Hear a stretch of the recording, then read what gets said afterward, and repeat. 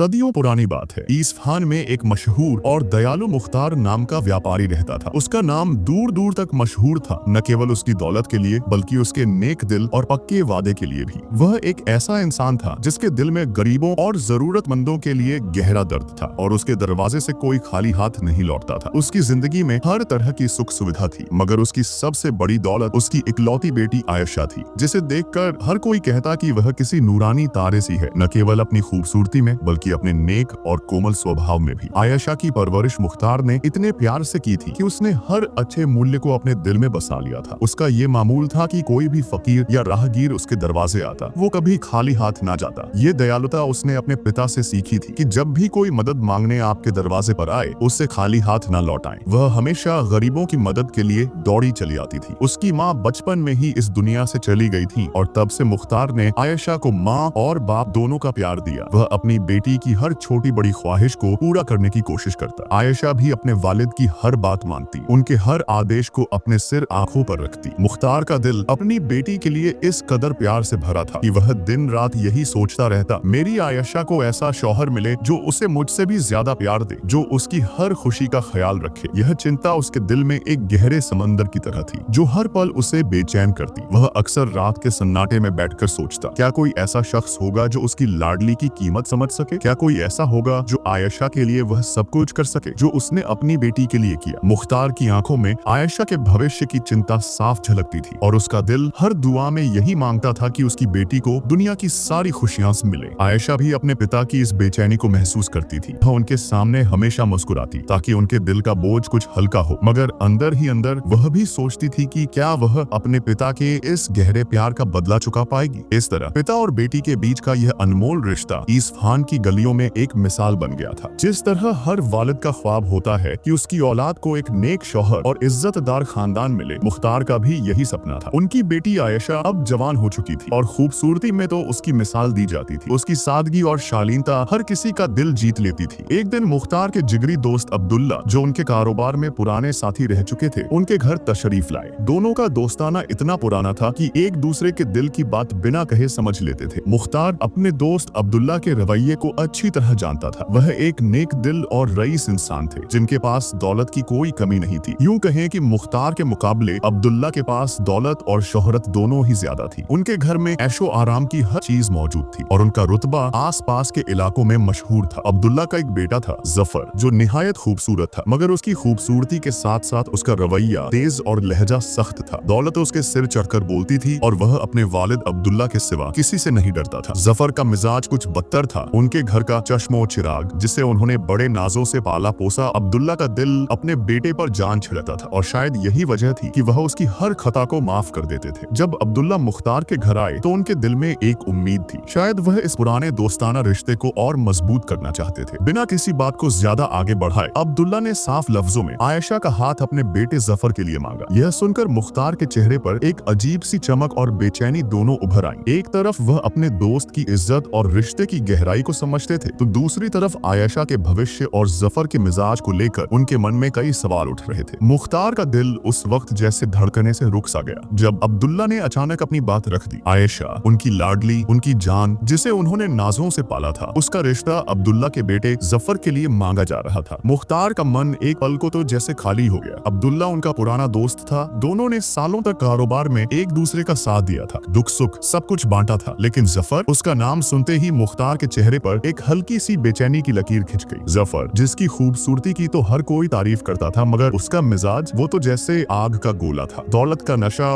उसके सिर चढ़कर बोलता था और उसकी बातों में एक अजीब सी गुरूर की बू आती थी। मुख्तार ने एक गहरी सांस ली और अब्दुल्ला की तरफ देखा। अब्दुल्ला के चेहरे पर एक अजीब सी उम्मीद थी। शायद वो सोच रहा था कि मुख्तार फौरन हाँ कर देगा। आखिर अब्दुल्ला के पास दौलत थी, शोहरत थी और जफर उसका इकलौता बेटा था, लेकिन मुख्तार का दिल तो जैसे कांप रहा था। आयशा, उनकी बेटी, जो हर वक्त उनके घर में चहकती फिरती थी, जिसकी हंसी से उनका आंगन महकता था, क्या वो जफर जैसे इंसान के साथ खुश रहेगी? मुख्तार को याद आया वो दिन जब आयशा छोटी थी और वो उसे गोद में उठाकर कहते थे, मेरी शहजादी को दुनिया का सबसे अच्छा इंसान मिलेगा जो उसकी हर ख्वाहिश पूरी करेगा। लेकिन जफर, क्या वो वाकई आयशा की नाजुक सी ख्वाहिशों को समझ पाएगा? अब्दुल्ला ने बात को और आगे बढ़ाया। मुख्तार भाई, तुम तो जानते हो जफर मेरा इकलौता है। हाँ, थोड़ा शरारती है मगर दिल का साफ है, और तुम्हारी आयशा तो जैसे चांद का टुकड़ा लगता है दोनों की जोड़ी अच्छी रहेगी। अब्दुल्ला की आवाज में गर्मजोशी थी, मगर मुख्तार का मन अब भी उलझन में था। वो जानता था कि अब्दुल्ला का कहना मानना आसान नहीं होगा। अब्दुल्ला का रुतबा, उसकी दौलत और उनका पुराना दोस्ताना, ये सब बातें मुख्तार के सामने एक पहाड़ की तरह खड़ी थी। फिर भी वो अपनी बेटी आयशा के बारे में ही सोच रहे थे। मुख्तार ने हल्के से सिर झुकाया और कहा, अब्दुल्ला भाई, तुम मेरे जिगरी दोस्त हो, तुम्हारी हर बात मेरे लिए कीमती है, लेकिन आयशा मेरी बेटी है, मुझे थोड़ा वक्त चाहिए सोचने के लिए। उनकी आवाज में एक अजीब सी कश्मकश थी, जैसे वो अपने दिल की बात कहना चाहते हो, मगर दोस्ती का बोझ उन्हें रोक रहा हो। अब्दुल्ला ने मुस्कुराकर सिर हिलाया,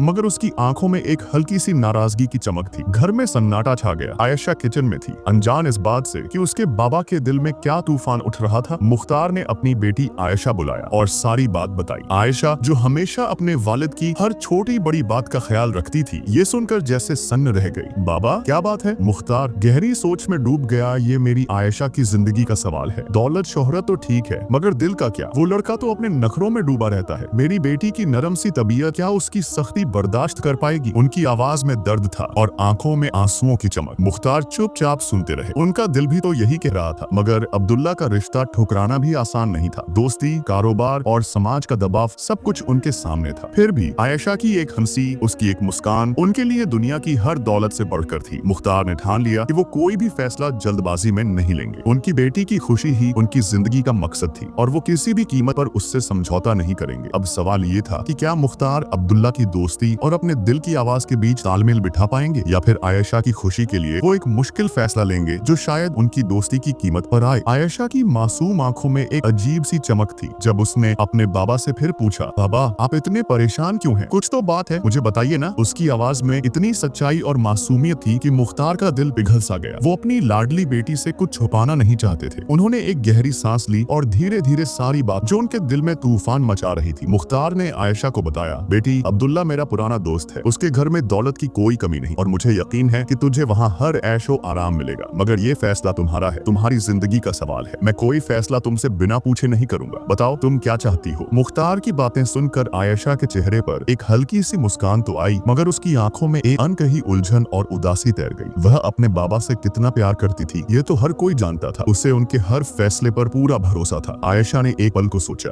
वही जो दुनिया की हर बेटी सोचती है जब उसके जाने का वक्त आता है। वह सोचने लगी, मेरे जाने के बाद बाबा बिल्कुल अकेले पड़ जाएंगे। कौन उनका ख्याल रखेगा? कौन उनसे उनकी खुशी और दुख की बातें करेगा? ये ख्याल उसके दिल को गहरे तक चीर गया और उसकी आंखें नम हो गईं। उसका दिल ये सोचकर ही टूटने सा लगता था, जिनसे उसने अपनी माँ के बाद इतना बेपनाह प्यार पाया था। उसके मन में एक तूफान सा चल रहा था। एक तरफ अपने बाबा की खुशी थी और दूसरी तरफ उनसे बिछड़ने का असहनीय दर्द। फिर उसने खुद को समझाया, बाबा ने मेरे ऐशो आराम और मेरी खुशियों को देखते हुए ही यह फैसला किया होगा, और वो मेरे वालिद हैं। उनका हर फैसला मेरे सिर आंखों पर है। वह जानती थी कि उसके बाबा का प्यार दुनिया में सबसे सच्चा है और वह कभी भी गलत फैसला नहीं करेंगे। बाबा, आयशा ने धीरे से कहा, आपने मेरे लिए हमेशा सही फैसला लिया है। अगर आपको लगता है कि अब्दुल्ला चाचा का घर मेरे लिए ठीक है, तो मुझे कोई एतराज नहीं। मैं आपके फैसले के साथ हूँ। उसकी बातों में इतनी सादगी थी, इतना अटूट भरोसा था कि मुख्तार की आंखें नम हो गईं। उन्हें अपनी बेटी पर गर्व था, मगर साथ ही एक अनजाना डर भी सता रहा था। क्या वो वाकई सही फैसला कर रहे थे? जफर का तेज मिजाज, उसका गुरूर, क्या वो आयशा की मासूमियत और कोमलता को समझ पाएगा? मगर आयशा की हामी ने उनके दिल को जैसे थोड़ा सुकून दिया। वो जानते थे कि अब्दुल्ला एक नेक इंसान है। उसका घर दौलत और इज्जत से भरा था। शायद जफर भी अपने वालिद की तरह बन जाए। शायद समय के साथ उसका रवैया नरम पड़ जाए। मुख्तार ने आयशा के माथे पर प्यार से हाथ फेरा और कहा, मेरी शहजादी, तूने मेरे दिल को राहत दी, मगर मैं फिर भी अब्दुल्ला से साफ साफ बात करूंगा। अब्दुल्ला मुख्तार के घर आया और बोला, भाई मुख्तार, आयशा बेटी, और तुम्हारा क्या फैसला है? मुख्तार ने कहा, हाँ भाई अब्दुल्ला, हम इस रिश्ते के लिए राजी हैं, मगर मैं तुमसे एक बात कहना चाहता हूँ। अगर तुम बुरा ना मानो, जफर का मिजाज थोड़ा सख्त है और मेरी गुड़िया बहुत नरम दिल, रहम दिल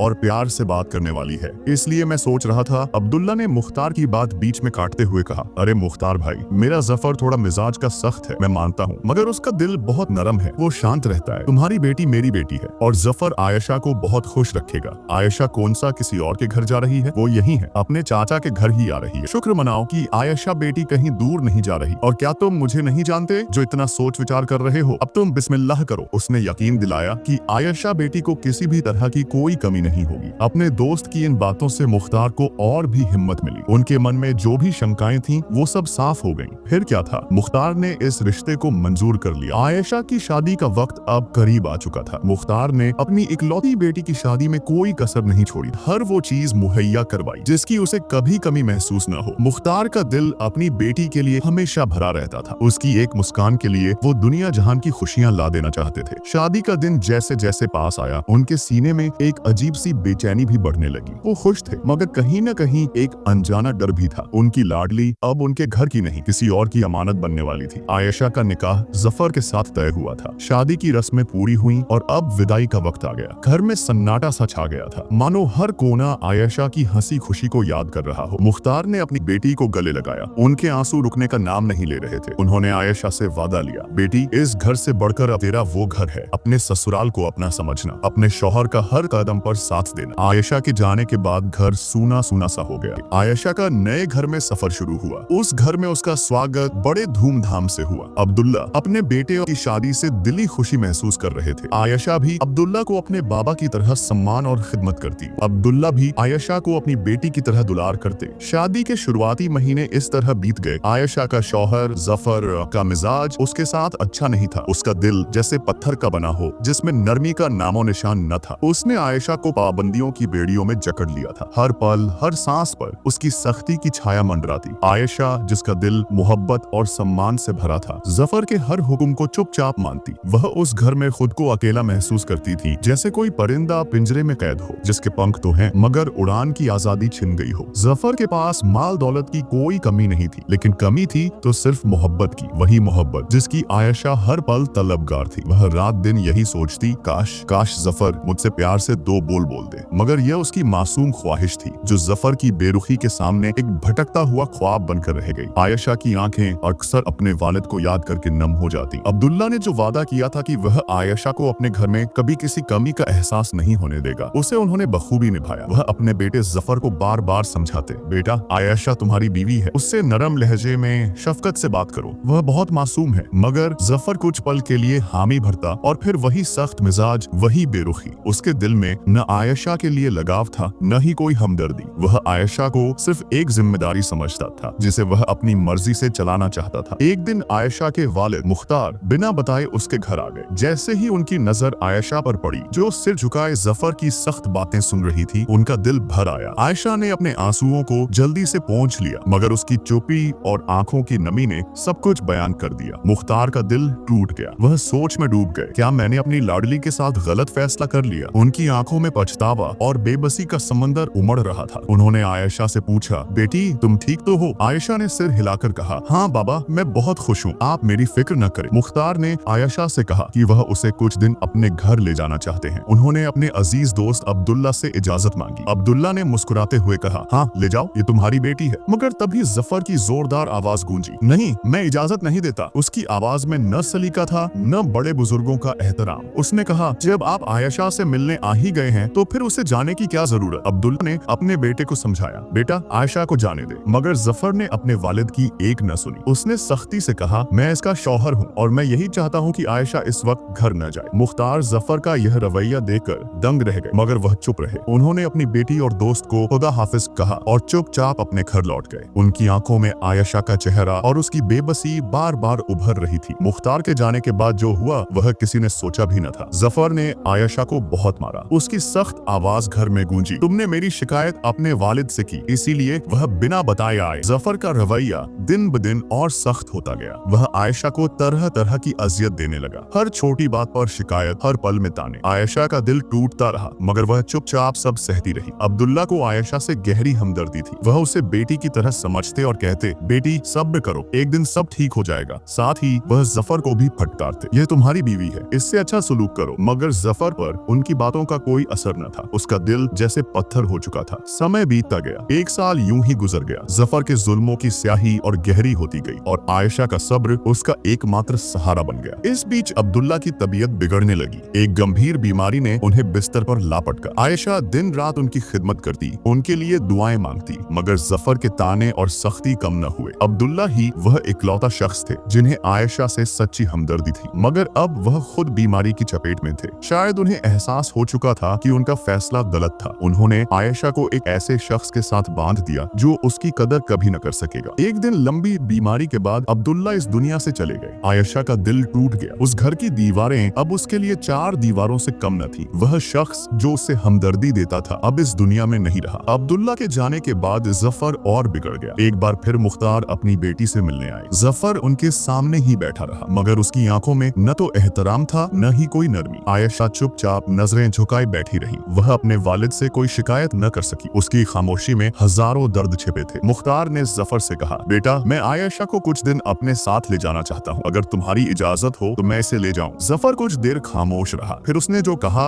वह मुख्तार ने कभी सोचा भी न था। क्यों नहीं, ये आपकी बेटी है, ले जा सकते हैं, मगर यह याद रखिए कि इसे हमेशा के लिए ले जाएं। मेरे घर के दरवाजे इसके लिए हमेशा के लिए बंद हो जाएंगे। यह सुनकर मुख्तार के पैरों तले जमीन खिसक गई। उन्होंने कहा, बेटा क्या बात है, क्या आयशा से कोई गलती हो गई? जफर ने सख्त लहजे में जवाब दिया, सोच लीजिए, अगर आप इसे ले जाना चाहते हैं तो मेरी यह शर्त माननी पड़ेगी। मुख्तार ने आयशा की तरफ देखा। उसका सिर झुका हुआ था, मानो वह अपने सीने में सैकड़ों दर्द समेटे बैठी हो। उन्होंने पूछा, बेटी तुम क्या चाहती हो? आयशा के मुंह से एक लफ्ज भी न निकला। उसकी डर भरी आंखें जफर की तरफ उठी जो उसे घूर रहा था। फिर उसने धीमी टूटी आवाज में कहा, बाबा आप खैरियत से घर जाएं, अब यही मेरा घर है, यही मेरी तकदीर। उसकी खामोशी ने मुख्तार को सब कुछ बयान कर दिया। वह समझ गए कि उनकी बेटी खुश नहीं है, मगर वह उस वक्त कुछ न कह सके। उन्होंने आयशा को दुआएं दी और चले गए। मुख्तार घर लौटे, मगर उनका मन बेचैन था। वह सोच में डूब गए कि क्या उनकी बेटी के लिए चुना गया रास्ता गलत था। उनका अजीज दोस्त अब्दुल्ला अब इस दुनिया में नहीं था जिससे वह दिल की बात कह सके। वह अपनी बेटी को हर सुख दे सकते थे, मगर उसकी मजबूरी के सामने बेबस थे। आयशा ने साफ मना कर दिया था कि वह उनके साथ नहीं जाएगी। समय बीतता गया, 1 साल से ज्यादा हो गया, मगर आयशा की कोई औलाद न हुई। जफर का जुल्म बढ़ता गया और आयशा का सब्र उसका सहारा बनता गया। वह हर रात नमाज में रो रो कर दुआ मांगती, या अल्लाह मुझे यकीन है कि एक दिन मेरा शौहर मुझसे मोहब्बत करेगा। मगर जफर का दिल न बदला। वह इतनी खूबसूरत बीवी होने के बावजूद बाजार की औरतों के पास जाता। शराब की लत ने उसे और पतन की ओर धकेल दिया। वह गरीबों को कीड़े मकोड़े समझता, दौलत का नशा उसके सिर चढ़कर बोलता। शराब के नशे में वह आयशा को और तकलीफ देता, उसे मारता पीटता, जानवरों जैसा सलूक करता। आयशा के जिस्म पर निशान बन जाते, मगर वह सिर्फ अल्लाह से पनाह मांगती। रात दिन का यह जुल्म उस पर टूटता और जब जफर का दिल न भरता तो वह बाजार की औरतों के पास अपनी ख्वाहिश पूरी करने चला जाता। उसने अपने दुख को तकदीर का नाम दे दिया था। हर नमाज में उसकी जुबान पर बस एक ही दुआ थी जो उसके कांपते होंठों से निकलती,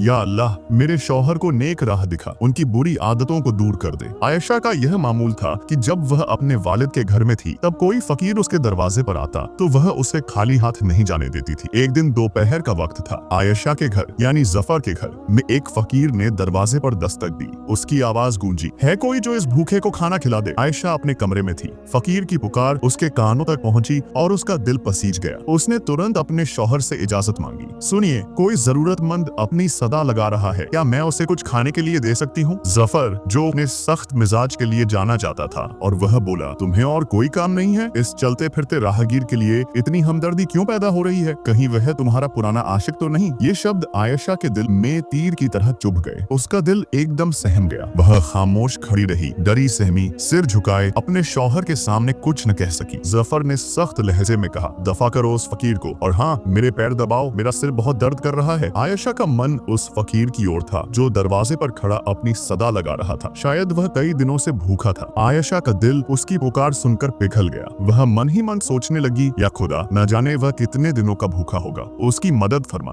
उसका दिल करुणा से भर उठा और वह अपने शौहर के गुस्से के बावजूद उस भूखे की मदद करने का फैसला कर बैठी। जफर ने फिर सख्त लहजे में कहा, तुमने उस फकीर को अभी तक दफा नहीं किया? आयशा डर के मारे नीचे गई। उसने किचन से कुछ खाना उठाया और चुपके से फकीर को दे दिया। फकीर ने खाना लेते हुए उसके सिर पर हाथ रखकर दुआ दी, बेटी अल्लाह तुझे सुख दे। जफर ऊपर से सब कुछ देख रहा था। उसने जोरदार आवाज लगाई, आयशा, इतनी देर हो गई, तुम कहाँ थी? आयशा भागती हुई अपने शौहर के पास पहुंची और डर से कांपते हुए उसके सामने खड़ी हो गई। जफर ने फिर पूछा, बताओ तुम इतनी देर कहाँ थी और क्या कर रही थी? आयशा के मुंह से एक भी लफ्ज न निकला। वह बस डरी सहमी खड़ी रही। आखिरकार आयशा ने डरते सहमते लहजे में कहा, मैं उस फकीर को खाना देने नीचे गई थी, थोड़ी देर हो गई। यह सुनते ही जफर का गुस्सा 7वें आसमान पर पहुंच गया। वह चिल्लाया, मैंने तुम्हें कहा था ना कि उस फकीर को दफा करो। तुमने मेरी इजाजत के बिना, मुझसे पूछे बिना उस फकीर को खाना दिया। तुम्हारी इतनी हिम्मत कि मेरी मर्जी के बिना तुम इस घर से एक कदम भी बाहर निकलो। उसका गुस्सा अब बेकाबू हो चुका था। वह चीखते हुए बोला, मैं तुम्हें तलाक देता हूँ। 3 लफ्ज आयशा के लिए मानो कयामत बनकर आए। वह बेबसी से वहीं खड़ी रही। उसके दोनों हाथ कानों पर चले गए। उसकी आंखों से आंसुओं की धारा बह लगी। जिस शादी को बचाने के लिए उसने हर जुल्म सहा,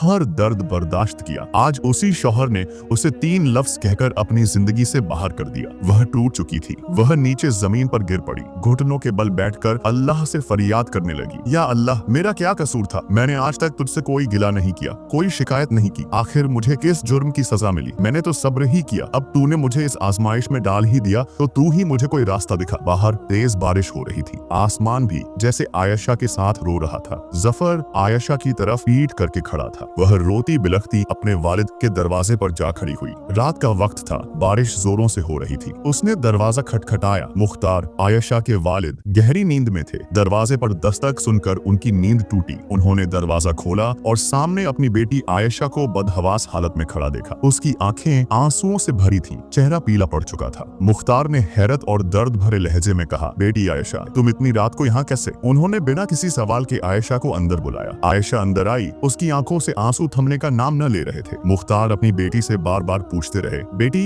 क्या बात है? जफर कहाँ है? सब खैरियत तो है ना? आयशा को तेज बुखार था। वह रोते रोते इतना कमजोर हो चुकी थी कि बोल न सकी। आखिरकार उसने हिम्मत जुटाकर अपने वालिद को बताया, बाबा जान, जफर ने मुझे तलाक दे दिया और मुझे घर से निकाल दिया। यह सुनते ही मुख्तार के पैरों तले जमीन खिसक गई। उनकी आंखों से आंसू छलक पड़े। उन्होंने कहा, बेटी, मैं तेरा गुनहगार हूँ। मैंने तुझे ऐसे शख्स के हाथों सौंप दिया जो तेरी कदर न कर सका। मुझसे कितना बड़ा गुनाह हो गया। चाहकर भी मैं तेरी जिंदगी का सही फैसला न कर सका। बेटी, मुझे माफ कर दे। उनका दिल अपनी बेटी की हालत देखकर टूट गया। आयशा खामोश बैठी रही। वह रो रो कर इतनी निढाल हो चुकी थी कि अचानक बेहोश हो गई। मुख्तार ने तुरंत हकीम को बुलाया। हकीम ने आयशा की हालत देखी और एक चौंकाने वाली बात बताई, आयशा मां बनने वाली है। उसे तेज बुखार था। हकीम ने दवा दी और चला गया। मुख्तार अपनी बेटी के सिरहाने बैठे रहे, उसकी देखभाल करते रहे। थोड़ी देर बाद आयशा को होश आया। मुख्तार ने अपने आंसू पोंछे और अपनी बेटी को सारी हकीकत बताई। आयशा के चेहरे पर कोई खुशी नहीं थी, वह बस रोए जा रही थी। मुख्तार ने उसे दिलासा दिया, बेटी सब्र कर, जो होना था हो चुका। शायद अल्लाह की यही मर्जी थी कि तुझे उस जहन्नम से निकालना था। तेरा सब्र आज काम आया। अल्लाह के इस फैसले पर राजी हो जा। शायद अल्लाह ने तेरे लिए कुछ बेहतर सोचा हो, इंशाअल्लाह। आयशा ने अपने वालिद की बातों पर सब्र कर लिया। उसने अपने आंसू पोंछ लिए और अपने वालिद के घर में जिंदगी गुजारने लगी। लेकिन वह अब पहले वाली आयशा नहीं थी। न वह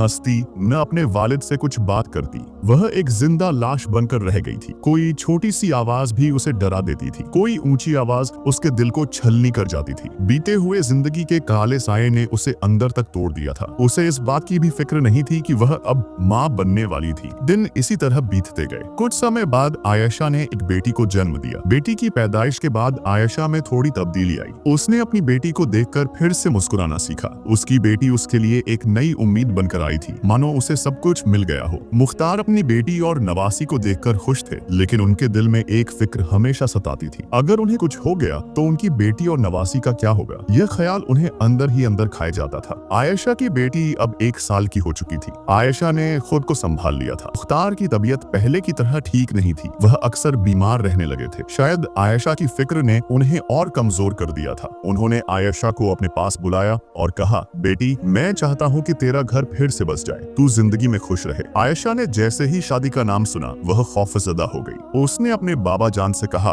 बाबा जान, मैं अब शादी नहीं करूंगी, मैं आपके पास ही रहूंगी। सारी जिंदगी इस बच्ची की देखभाल में गुजार दूंगी। बीती जिंदगी की काली परछाइयों ने आयशा को इस कदर जकड़ रखा था कि वह उस दर्द से निकल ही नहीं पा रही थी। मुख्तार अक्सर मस्जिद में नमाज पढ़ने जाते और अपनी बेटी के लिए रो रो कर दुआ करते। एक नौजवान शख्स भी मस्जिद में नमाज के लिए आया करता था। वह अक्सर मुख्तार को दुआ में रोते देखता और सोचता, ये इतने बड़े व्यापारी हैं, इनके पास माल दौलत की कोई कमी नहीं, अल्लाह ने इन्हें हर चीज से नवाजा है, फिर ये इतना क्यों रोते हैं? इनका कौन सा दुख है? इस तरह वह नौजवान रोज मस्जिद में आता और मुख्तार को रोते हुए, तड़पते हुए, अल्लाह के सामने फरियाद करते हुए देखता। एक दिन उस नौजवान ने हिम्मत जुटाकर मुख्तार से पूछ ही लिया, माफ कीजिए चाचा, मैंने आपका नाम बहुत सुना है, आपके पास माल दौलत की कोई कमी नहीं, फिर आखिर आपको ऐसा कौन सा दुख है कि आप अल्लाह के सामने रोते हैं, फरियाद करते हैं? अगर आप चाहें तो अपनी परेशानी मुझे बता सकते हैं, शायद मैं आपकी कुछ मदद कर सकूं। उसकी आवाज में सच्चाई और हमदर्दी थी जो मुख्तार के दिल को छू गई। उन्होंने उसके सिर पर हाथ रखकर कहा, बेटा, यह सच है कि अल्लाह ने मुझे हर चीज से नवाजा है, मगर मेरे दिल में एक ऐसा गम है, एक ऐसी सजा है जिसे मैं बयान नहीं कर सकता। नौजवान ने फिर कहा, चाचा, आप मुझे बताइए, आखिर आखिर आपको क्या तकलीफ है? मुख्तार ने लाख कोशिशों के बाद आखिरकार अपनी बेटी आयशा का तमाम माजरा उस नौजवान को बयान कर दिया। नौजवान, जिसका नाम सलीम था, यह सुनकर दंग रह गया। उसे यकीन नहीं हुआ कि कोई इतना जालिम हो सकता है कि इतनी छोटी बात पर अपनी बीवी को 3 लफ्ज कहकर जिंदगी से दफा कर दे। और इस तरह दोनों एक दूसरे से अपने दिल का हाल साझा करने लगे। बहुत कम वक्त में उनकी गहरी दोस्ती हो गई। सलीम एक नमाजी, दीनदार और परहेजगार शख्स था। वह काम की तलाश में इस शहर में आया था। वह रोज मुख्तार से मुलाकात करता, उनसे बातें करता और अपना हाल सुनाता। मुख्तार को उसकी नेकी और सादगी इतनी पसंद आई कि उन्होंने उसे अपने घर में नौकरी दे दी। सलीम एक मजदूर की हैसियत से उनके कारोबार में काम करने लगा और एक छोटी सी झोपड़ी में रहने लगा। वह रोज नमाज पढ़ता, खुदा की इबादत करता और अपनी नेक नीयत से सबका दिल जीत लेता। मुख्तार के मन में एक इरादा पक्का हो गया। उन्होंने सोचा क्यों न अपनी बेटी आयशा का रिश्ता इस नेक नौजवान से कर दें। मगर उनके दिल में वही पुराना डर था, कहीं ये फैसला भी गलत न हो जाए। क्या आयशा इस रिश्ते के लिए तैयार होगी? क्या सलीम उसकी बेटी को अपनाएगा? ये सवाल उनके मन को कुरेदते रहे। आखिरकार उन्होंने सलीम से साफ साफ बात की। सलीम बेटा, मैं तुमसे एक बात कहना चाहता हूँ। क्या तुम मेरी बेटी आयशा से निकाह करने के लिए तैयार हो? क्या तुम उसकी बेटी को अपना पाओगे? अगर तुम्हें कोई एतराज है तो मुझे साफ बता दो। सलीम, जो एक नेक और परहेजगार इंसान था, जानता था कि हर औरत को अपनी जिंदगी में खुशी का हक है। उसने बिना किसी झिझक के कहा, चाचा, अगर आयशा को इस रिश्ते से कोई एतराज नहीं तो मैं निकाह के लिए तैयार हूँ। आप पहले आयशा से मंजूरी ले लें। उन्होंने सलीम को ढेर सारी दुआएं दी और कहा, खुश रहो बेटा, मैं आयशा से बात करके तुम्हें खबर करता हूँ। मुख्तार ने आयशा से बात की। उन्होंने उसे बहुत समझाया, मगर आयशा ने सिर हिलाकर कहा, बाबा, मैं इस रिश्ते के लिए तैयार नहीं हूँ। मेरी जिंदगी में जो बीत गया सो बीत गया। अब मुझे मेरे हाल पर छोड़ दें। मुझे कोई परवाह नहीं कि मेरा क्या होगा। मैं अपनी बेटी के सहारे जिंदगी गुजार लूंगी। बीती जिंदगी की काली परछाइयां उसे जकड़े हुए थी। मुख्तार ने हार नहीं मानी। उन्होंने कहा, बेटी, जिंदगी छोटी नहीं है। तुझे और तेरी बेटी को एक सहारे की जरूरत है। सलीम एक नेक और परहेजगार इंसान है। मैंने जफर के लिए जो फैसला किया था वह सरासर गलत था। मैं दोस्ती में बहकर हाँ कह गया और तेरी जिंदगी बर्बाद कर दी। मुझे माफ कर दे। इस बार मैं चाहता हूँ कि तू खुश रहे। सलीम तेरी और तेरी बेटी की कदर करेगा। तू कुछ वक्त सोच ले। इस बच्ची को भी एक बाप की जरूरत है। मेरी बात मान, सलीम तुझे खुश रखेगा। आयशा कई दिनों तक खामोश रही। उसने अपनी जिंदगी और अपनी बेटी के भविष्य के बारे में गहराई से सोचा। आखिरकार उसने अपने बाबा को अपना फैसला सुनाया। बाबा, आपकी खुशी में मेरी खुशी है। अगर आप चाहते हैं कि मैं इस रिश्ते के लिए राजी हो जाऊं तो मैं तैयार हूं। उसकी आवाज में अब भी हल्का सा डर था, मगर उसने अपने बाबा पर भरोसा किया। मुख्तार ने आयशा का निकाह सलीम से करवा दिया। निकाह के बाद मुख्तार ने सलीम से कहा, बेटा, तुम मेरे घर पर रहो, अपनी जिंदगी यहाँ गुजारो। मगर सलीम, जो एक खुददार इंसान था, ने विनम्रता से मना कर दिया। उसने कहा, नहीं बाबा जान, हम अपनी छोटी सी झोपड़ी में ही खुश रहेंगे। आपका बहुत बहुत शुक्रिया। सलीम आयशा और उसकी बेटी को अपनी झोपड़ी में ले गया। वह छोटी सी जगह थी जहाँ कुछ बर्तन और थोड़ा सा खाने पीने का सामान था। सलीम अकेला रहता था, उसका कोई परिवार नहीं था। अब आयशा, उसकी बेटी और सलीम तीनों साथ रहने लगे, खुशी खुशी। मुख्तार का सलीम के लिए लिया गया फैसला बिल्कुल दुरुस्त था। सलीम अपने वादों पर खरा उतरा। वह मेहनत मजदूरी करके आयशा की हर जरूरत पूरी करता। आयशा भी उसके साथ बहुत खुश थी। उसकी जिंदगी की काली परछाइयां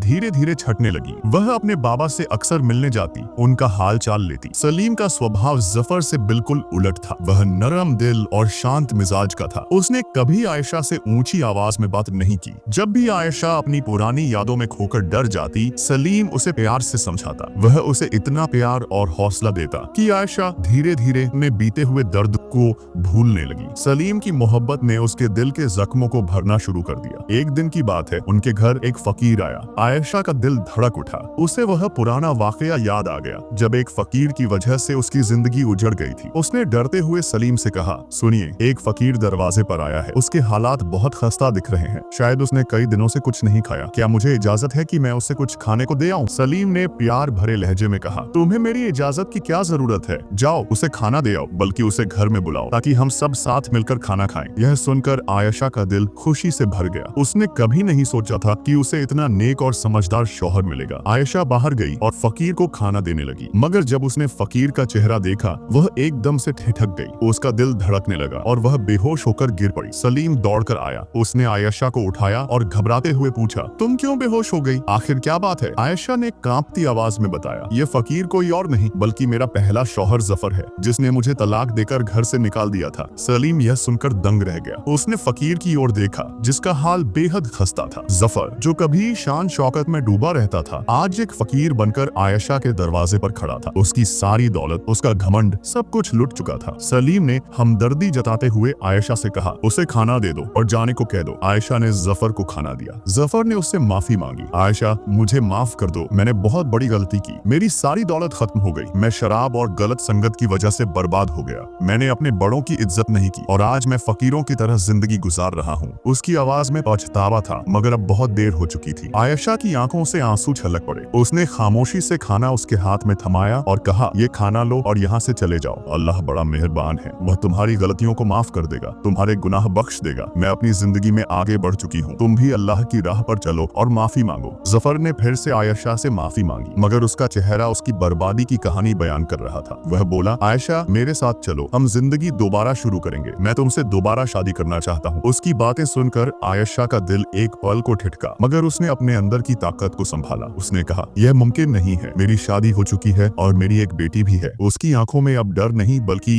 एक अजीब सा सुकून था जो सालों बाद उसे सलीम की मोहब्बत से मिला था। आयशा ने आगे कहा, उस वक्त मैं बेगुनाह थी, मगर मुझे बेगुनाही की सजा दी गई। मैं तुम्हें सजा नहीं देना चाहती। अल्लाह ने आज तुम्हें मेरे पास भेजा है ताकि मेरी बेगुनाही का सबूत दे सकूं। जफर बोला, गुनहगार के साथ कौन खड़ा होता है? आयशा ने जवाब दिया, गुनहगार के साथ मेरा अल्लाह खड़ा होता है। उसने आगे कहा, तुमने मेरे लिए मेरा फैसला और भी आसान कर दिया। मेरा अल्लाह रब्बुल इज्जत मेरे लिए काफी है। अब तुम यहाँ से चले जाओ और कभी लौटकर मत आना। मैं अपनी जिंदगी में खुश हूँ और तुम भी अपनी जिंदगी में खुश रहो। अल्लाह करीम और रहीम है, वह तुम्हें माफ कर देगा। यह कहकर आयशा अपने घर में चली आई। उसका दिल भारी था, मगर उसमें अब वह कमजोरी नहीं थी जो पहले थी। वह फकीर जो जफर था चुपचाप खाना लेकर वहाँ से चला गया। आयशा ने अब शुक्र अदा किया। उसकी आंखों में आंसू थे, मगर ये आंसू दर्द के नहीं बल्कि सुकून और आजादी के थे। दोस्तों, यह थी आयशा और उसके शौहर की कहानी। दिल दहल जाता है ये सोचकर कि कैसे जिंदगी इंसान को सबक सिखाती है। अल्लाह पाक ने जफर को फकीर बनाकर उसी के दरवाजे पर पहुंचा दिया जिसे उसने कभी बेगुनाही में तलाक दे दिया था। दोस्तों, जब किसी लड़की का तलाक होता है तो वह अंदर से टूट जाती है। उसका दिल, उसकी रूह, सब कुछ बिखर जाता है। मैं यह नहीं कहता कि हर शौहर गलत होता है, कहीं कहीं औरतें भी गलत हो सकती हैं, मगर ऐसी बेगुनाह औरत जिसका कोई कसूर न हो और जो अपने फैसले अल्लाह के हवाले कर दे, उसकी लाठी में वह आवाज होती है जो अर्श तक पहुंचती है कि अल्लाह का इंसाफ कितना सच्चा है। उसका फैसला अल्लाह के हवाले होता है जो सबसे बेहतर फैसला करने वाला है। आयशा ने अपनी नई जिंदगी शुरू की। सलीम ने न सिर्फ उसे अपनाया बल्कि उसकी बेटी को भी अपना नाम दिया। ये सुनकर दिल को सुकून मिलता है कि कोई टूटी जिंदगी को इतने प्यार जोड़ सकता है। और जफर का क्या अंजाम हुआ यह तो आपने देख लिया, क्योंकि गलती की सजा तो मिलती ही है। मैं ये नहीं कहता कि हर शौहर गलत है, मगर ऐसे शौहरों को इस वाकये से इबरत हासिल करनी चाहिए। वक्त रहते इंसान अपनी गलती सुधार ले या तौबा कर ले, अल्लाह पाक माफ फरमा देता है। और अगर वो तौबा ना करे और जुल्म करता रहे, याद रखो अल्लाह पाक जुल्म करने वाले को पसंद नहीं फरमाता। और जब जालिम को होश आता है और जब तक उसे अपनी गलती का एहसास होता है, तब तक बहुत देर हो चुकी होती है। अल्लाह पाक से यही दुआ है कि हर शौहर और बीवी के रिश्ते में मोहब्बत, इज्जत और समझदारी पैदा हो। आमीन। दोस्तों, यह दिल को छू लेने वाली कहानी आपको कैसी लगी? कमेंट सेक्शन में जरूर अपनी राय का इजहार करें और चैनल को सब्सक्राइब जरूर कर लें ताकि हम ऐसी ही सबक आमोज कहानियां आपको सुनाते रहें। खुश रहिए और अपनों को भी खुश रखिए। मैं मिलता हूँ एक और खास कहानी के साथ। तब तक के लिए खुदा हाफिज।